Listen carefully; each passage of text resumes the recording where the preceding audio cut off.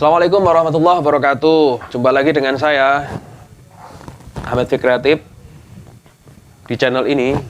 Kita kemarin sudah sampai pada pasal 1 bab 2 ya.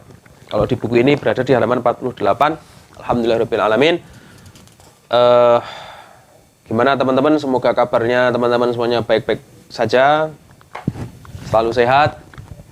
Kita lanjutkan ya, untuk kesempatan kali ini kita masih membahas tentang buku Nurul Yakin fi Sirati Sayyidil Mursalin, tulisan Syekh Muhammad Al-Khudhari Bek, yang buku terjemahannya ini diterjemahkan oleh Muhammad Faisal Fadli, yang diterbitkan oleh Ummul Qura.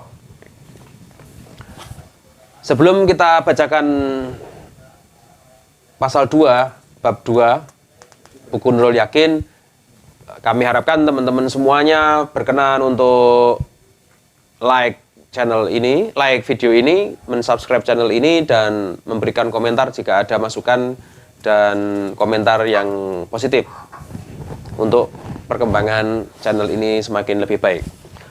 Baik, kita lanjutkan pasal 2 bab 2 yang judulnya diangkat menjadi Rasul. Ini mungkin maksudnya diangkatnya Nabi Muhammad sebagai Rasul sallallahu alaihi wasallam mestinya ya.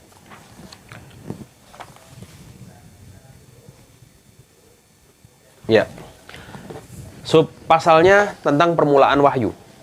Ketika Muhammad sallallahu alaihi wasallam mencapai usia sempurna, yakni 40 tahun, Allah Azza wa Jalla Allah mengutusnya kepada semua umat manusia sebagai pembawa berita gembira dan pemberi peringatan untuk mengeluarkan mereka dari gelapnya kebodohan menuju cahaya ilmu. Hal itu terjadi pada awal bulan Februari tahun 610 Masehi, sebagaimana dijelaskan oleh Mahmud Bashar rahimahullah, seorang ahli ilmu falak. Setelah dilakukan penelitian secara mendetail, ternyata hal tersebut terjadi pada tanggal 17 Ramadan tahun 13 sebelum Hijriah, bertepatan dengan bulan Juli tahun 610 Masehi. Permulaan wahyu yang diturunkan kepadanya ialah berupa mimpi yang benar, dan disebutkan bahwa Muhammad tidak melihat wahyu datang selain bagaikan cahaya subuh, sesuai dengan kebiasaan yang dilakukan oleh Allah terhadap makhluknya, yaitu selalu dalam bentuk bertahap dalam semua hal, lalu meningkat sampai kepada tingkatan yang sempurna, karena sangat sulit bagi manusia untuk menerima wahyu dari malaikat secara langsung untuk yang pertama kalinya. Kemudian Muhammad SAW dibekali dengan kecenderungan senang berkholwat, menyendiri, untuk menjauhi kegelapan alam ini, memutus hubungan dengan manusia untuk beribadah kepada Allah. Sebab dalam beruzlah dapat menjernihkan jiwa. Muhammad sering melakukan uzlah di Gua Hira. Di sana beliau beribadah beberapa hari, kadang 10 hari atau lebih sampai 1 bulan. Ibadah yang dilakukannya ialah menurut agama Nabi Ibrahim alaihissalam. Riwayat ini disebutkan dalam Sirah Al-Halabiyah bahwa ibadah beliau adalah dengan memberi makan kepada orang miskin yang datang kepada beliau dan memutus pergaulan dari manusia. Diriwayatkan pula bahwa ibadahnya ialah bertafakur serta mengisolasi diri dari orang lain. Diriwayatkan pula bahwa ibadahnya ialah berzikir. Untuk itu, Muhammad SAW membawa bekal secukupnya. Seandainya bekal yang dibawanya telah habis, beliau kemudian kembali kepada istrinya Khadijah radhiyallahu taala anha untuk mengambil bekal serupa sampai wahyu datang kepadanya di Gua Hira tersebut. Pada suatu hari, ketika Nabi Muhammad SAW sedang berada di dalam Gua Hira, tiba-tiba muncullah seseorang lalu berkata kepadanya,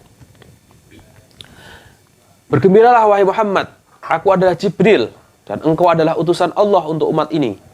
Kemudian malaikat Jibril berkata kepadanya, "Iqra." Muhammad SAW, "Aku tidak bisa membaca."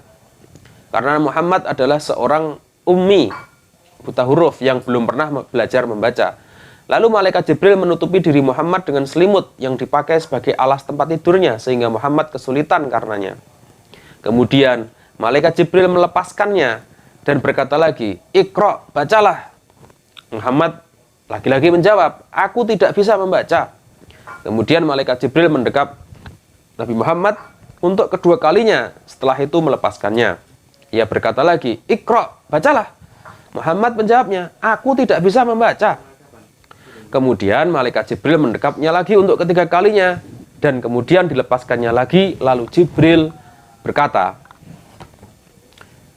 "Iqra bismi rabbikal ladzi khalaq, khalaqal insana min 'alaq, iqra wa rabbukal akram, alladzi 'allama bil qalam, 'allamal insana ma lam ya'lam."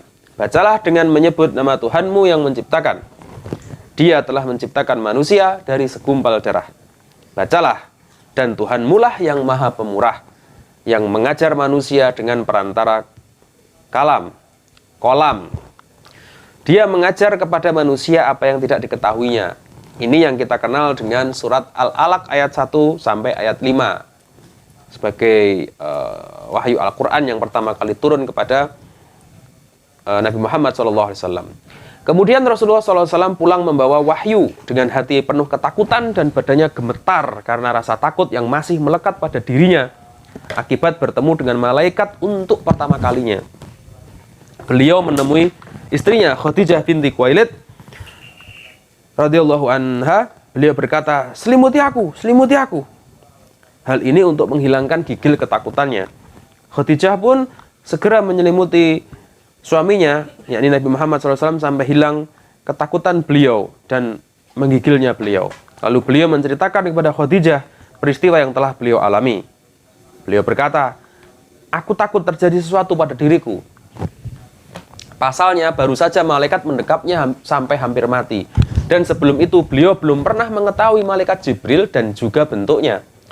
Khadijah pun berkata, "Demi Allah, Allah tidak akan mencelakakanmu sama sekali. Sungguh engkau adalah orang yang menyambung silaturahmi, menanggung beban kaum du'afa dan fakir, menyedekahkan harta kepada orang-orang yang membutuhkan, memuliakan tamu, dan membantu orang yang terkena musibah.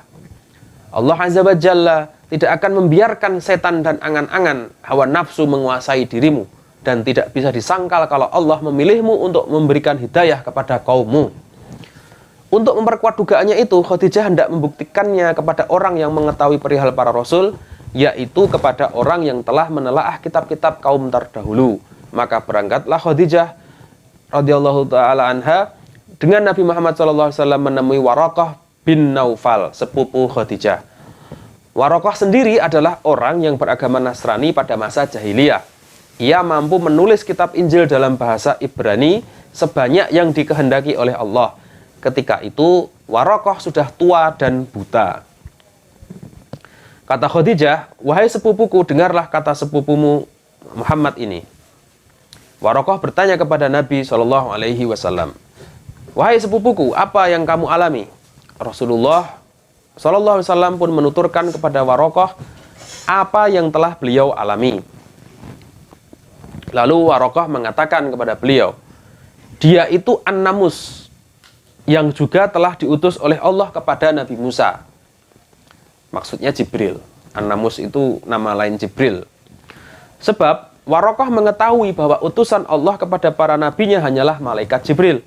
Kemudian ia mengatakan, "Seandainya aku masih muda dan masih kuat ketika nanti kaummu mengusirmu dari negerimu, tempatmu tumbuh karena permusuhan mereka kepadamu dan kebencian mereka terhadapmu, yaitu ketika engkau meminta mereka untuk mengubah keyakinan-keyakinan mereka yang mereka warisi dari kakek moyang mereka."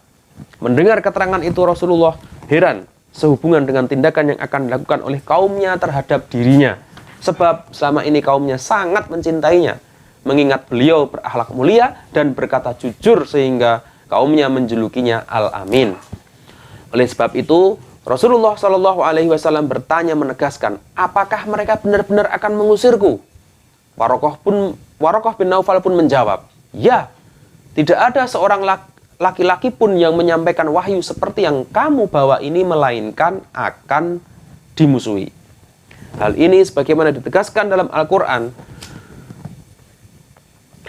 A'udzu billahi minasyaitonir rajim. Wa qala alladziina kafaruu lirusulihim linukhrijannakum min ardina aw la ta'udunna fi millatina. Orang-orang kafir berkata kepada rasul-rasul mereka, kami sungguh-sungguh akan mengusir kamu dari negeri kami atau kamu kembali kepada ajaran agama kami. Surat Ibrahim ayat 13. Untuk menyempurnakan kepercayaan Waraqah terhadap risalah yang diemban oleh Rasulullah SAW, ia berkata, seandainya aku masih hidup ketika nanti kamu diusir, niscaya aku akan membelamu dengan segenap kemampuanku. Namun, tak lama kemudian Waraqah bin Naufal wafat.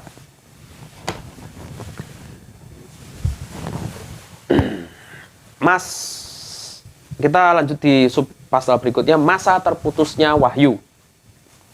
Terkait permasalahan berapa lama terputusnya wahyu, para mu'arrikh, ahli sejarah tidak bersepakat. Adapun pendapat yang paling kuat menurut penulis ini adalah 40 hari. Hal ini dimaksudkan supaya Rasulullah SAW semakin bertambah rindu kepada wahyu berikutnya, dan memang hal itu benar-benar terjadi. Keadaannya, beliau SAW sangat merindukan wahyu sampai-sampai ketika beliau berada di puncak gunung, beliau hendak melemparkan dirinya di puncak itu karena khawatir Allah memutus wahyu untuknya setelah dia memperlihatkan nikmatnya yang besar, yaitu dia memilihnya, dia di sini Allah ya, yaitu Allah memilihnya menjadi perantara antara dia dan makhluknya. Lalu malaikat menampakkan diri untuk beliau seraya berkata, engkau adalah benar-benar utusan Allah. Sehingga tenanglah hati beliau dan mengurungkan niatnya itu yang ingin melemparkan dirinya dari puncak itu sampai Allah ingin menampakkan cahaya agama ini untuk alam semesta. Sejak saat itu wahyu pun kembali turun kepada Nabi Muhammad SAW. Kita ke subpasal berikutnya tentang turunnya wahyu kembali. Ketika sedang berjalan, tiba-tiba Rasulullah SAW mendengar suara lalu mengangkat pandangannya ke langit. Ternyata tampaklah malaikat yang dulu pernah mendatangi beliau di Gua Hira. Malaikat tersebut sedang duduk di antara langit dan bumi. Beliau pun merasa takut kepadanya mengingat apa yang pernah dialami malaikat tersebut pada pertemuan yang pertama. Lalu beliau pulang ke rumah dan berkata, selimuti aku, selimuti aku. Kemudian Allah Azza wa Jalla menurunkan firman-Nya, ya ayyuhal muttatsir kum fa'angdir. Hai orang-orang berselimut, bangunlah, lalu berilah peringatan. Surat Al-Mudaththir ayat 1 sampai ayat 2. Maksudnya, berilah peringatan kepada umat manusia dari azab Allah bila mereka tidak juga mau meninggalkan kesesatan dan peribadatan yang dilakukan oleh kakek moyang mereka. Wa rabbaka fakabbir, dan Rabbmu agungkanlah, atau agungkanlah Rabbmu. Surat Al-Mudaththir ayat 3. Maksudnya, istimewakanlah Allah dengan mengagungkannya dan jangan menyekutukannya dengan selainnya. Wa thiyabaka fatahhir, dan pakaianmu bersihkanlah. Maknanya, bersihkanlah pakaianmu supaya kamu benar-benar mempersiapkan diri untuk berdiri di hadapan Allah, karena tidak pantas bagi seorang mukmin melakukan hal itu dalam keadaan kotor dan terkena najis. Warrujza fahjur, dan perbuatan dosa tinggalkanlah. Maknanya, tinggalkanlah hal-hal yang menyebabkan datangnya azab. Caranya adalah dengan taat kepada Allah dan melaksanakan perintahnya. Wala tamnun tastakthir, dan janganlah kamu memberi dengan maksud memperoleh balasan yang lebih banyak. Maknanya, jangan kamu memberi suatu pemberian kepada seseorang sedangkan kamu mempunyai maksud untuk mendapatkan balasan yang lebih banyak dari apa yang telah kamu berikan kepadanya. Sebab perbuatan semacam ini bukan termasuk sifat orang yang dermawan. Memberi sumbangan 100.000 minta dibalas 7 kali lipat. Wali rabbika fasbir, dan untuk memenuhi perintah Rabbmu bersabarlah. Maknanya, kamu harus bersabar atas apa yang akan menimpa dirimu sebagai akibat dari perlakuan kaummu yang menyakitkan ketika kamu menyeru mereka untuk beribadah kepada Allah. Alhamdulillahirrahmanirrahim, kita sudah sampai pada halaman 54, pasal 2, bab 2, buku Nurul Yakin fi Sirati Sayyidil Mursalin, yang ditulis oleh Syekh Muhammad Al-Khudhari Bek. Untuk kesempatan kali ini kita cukupkan sekian terlebih dahulu. Kita akan lanjutkan pada kesempatan berikutnya untuk membacakan pasal 3 bab 2 tentang dakwah menuju petunjuk. Semoga Allah memudahkan urusan kita dan kita bisa bertemu kembali pada pertemuan yang berikutnya. Wabillahi taufik wal hidayah. Wassalamualaikum warahmatullahi wabarakatuh. Stay tune di channel ini dan jangan lupa subscribe serta nyalakan loncengnya.